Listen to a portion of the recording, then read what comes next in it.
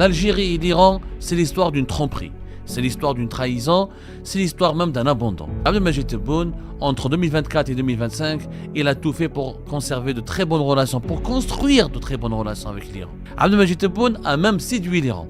Abdelmajid Tebboune a dragué l'Iran, notamment lorsque la visite de l'ancien président iranien, Ebrahim Raïssi, mais avant sa mort, il avait accompli une visite importante en mars 2024 à Alger. Abdelmajid Tebboune avait brisé ainsi une forme de statu quo diplomatique.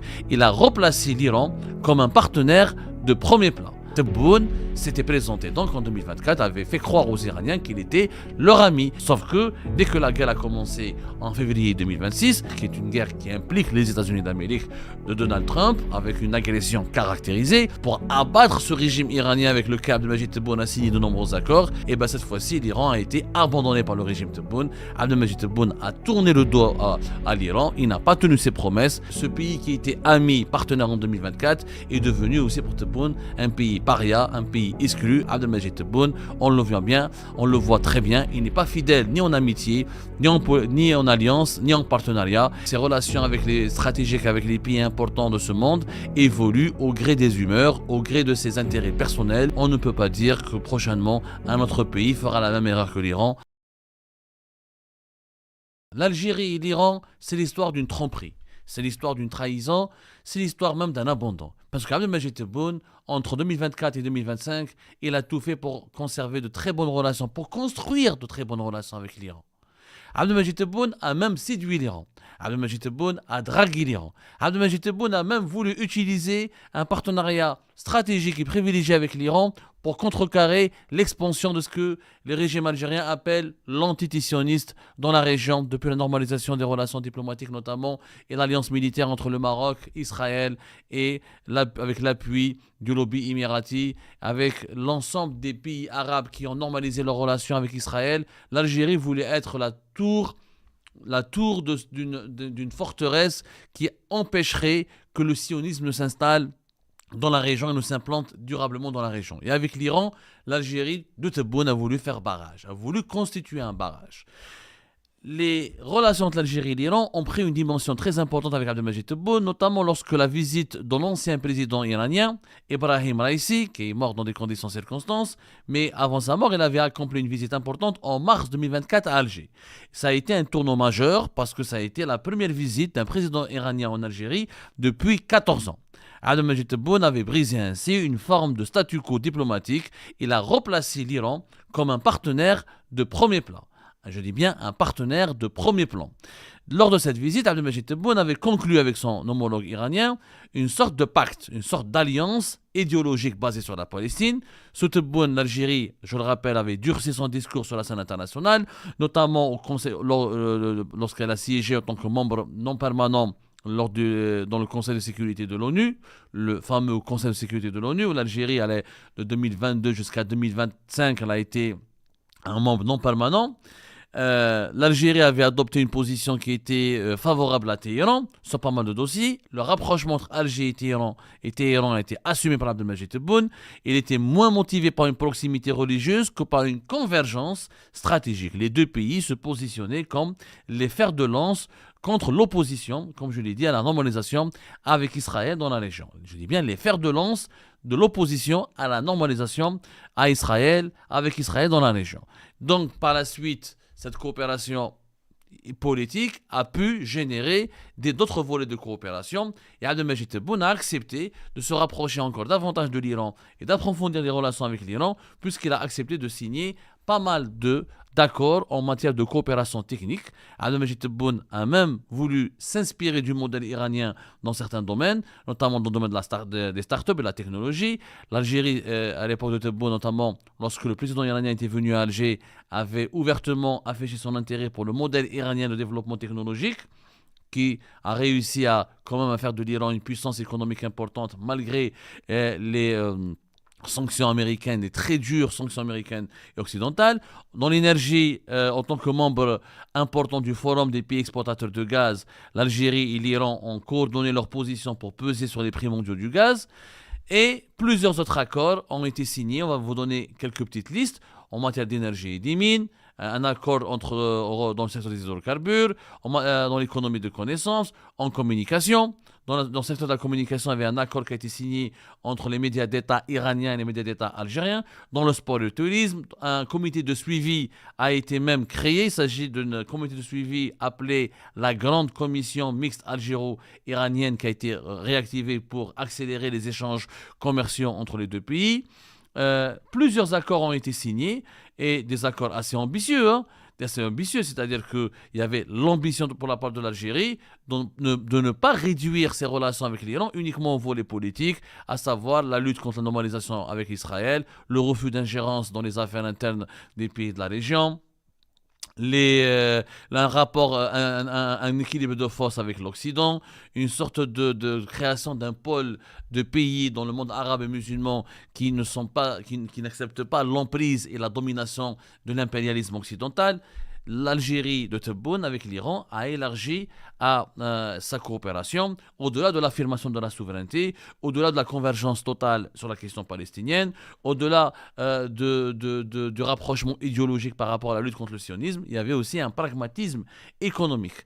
Les Iraniens ont pu convaincre Tebboune que le niveau des relations politiques n'était pas encore reflété, qu'il ne pouvait pas s'améliorer davantage sans qu'il y ait des chiffres éloquents, des chiffres séduisants dans le commerce, ce qui a appelé l'Algérie à devenir une sorte de porte d'entrée pour l'Iran vers l'Afrique. Et les Iraniens voulaient utiliser l'Algérie comme une plateforme logistique, comme un carrefour d'échanges commerciaux, alors qu'ils étaient blacklistés partout à travers le monde, alors qu'ils étaient interdits de commercer avec les organismes du commerce international, alors que l'Iran vit et patine ou patine et patauge dans les méandres, dans les marécages du dispositif de sanctions économiques et politiques américaines et occidentales. L'Algérie pouvait offrir à l'Iran une bouffée d'oxygène puisqu'il était question d'utiliser l'Algérie pour pouvoir aller vers la suite vers d'autres pays africains comme les pays du Sahel.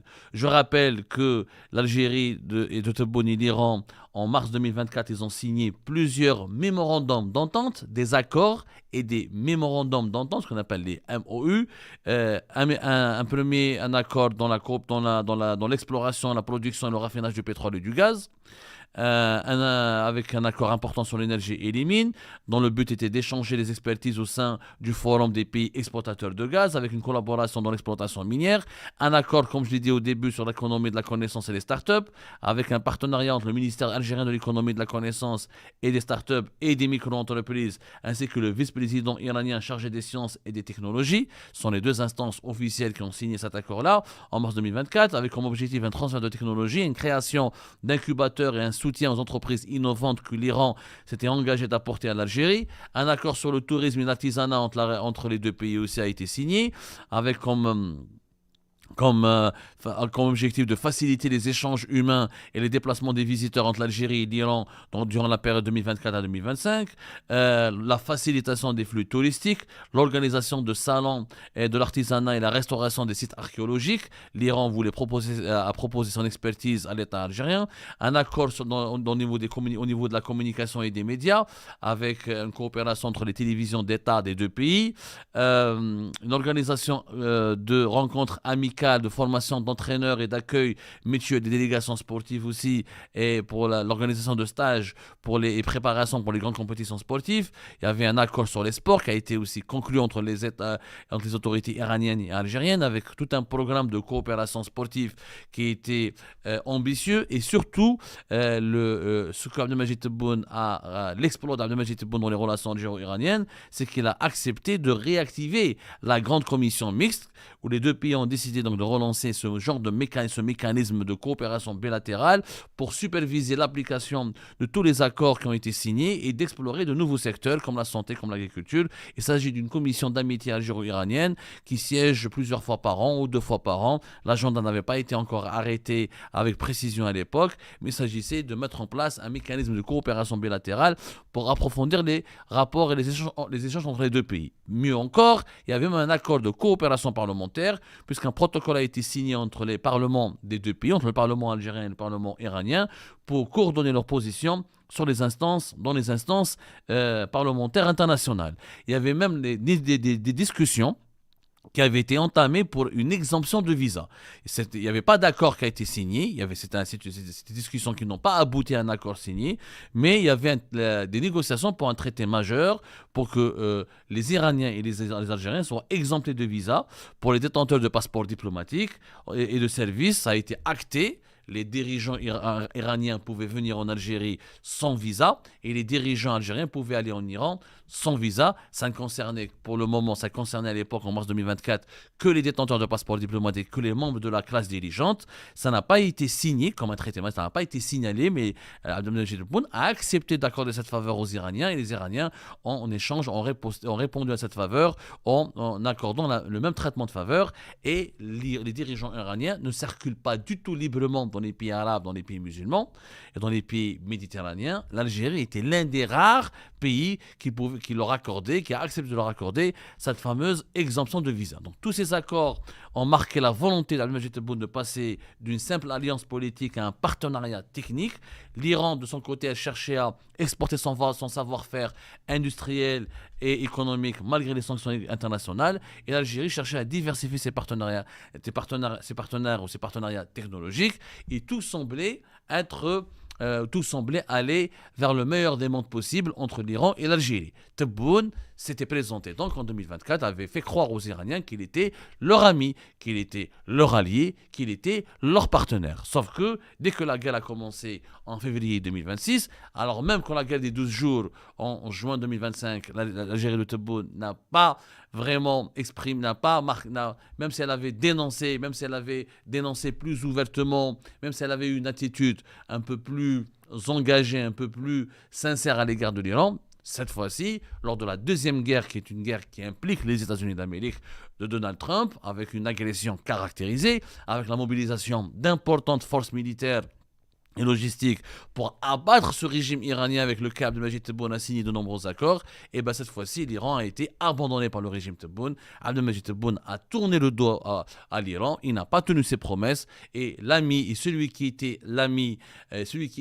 pays qui était ami, partenaire en 2024, est devenu aussi pour Tebboune un pays paria, un pays exclu, un pays infréquentable. Abdelmajid Tebboune, on le voit très bien, il n'est pas fidèle ni en amitié, ni en alliance, ni en partenariat. Ces relations extérieures, ces relations stratégiques avec les pays importants de ce monde évoluent au gré des humeurs, au gré de ses intérêts personnels, au gré des évolutions de l'actualité internationale. On ne peut pas dire que prochainement un autre pays fera la même erreur que l'Iran pour ne considérer Abdelmajid Tebboune comme un interlocuteur fiable, parce qu'il ne l'est pas. Et cette fois-ci, encore une incohérence qui va être marquée aux actifs, qui va se rajouter au CV de Abdelmajid Tebboune, qui devra un jour ou l'autre s'expliquer à propos de toutes ces contradictions qui minent profondément la politique extérieure avec laquelle il mène l'Algérie vers une destination inconnue et incertaine.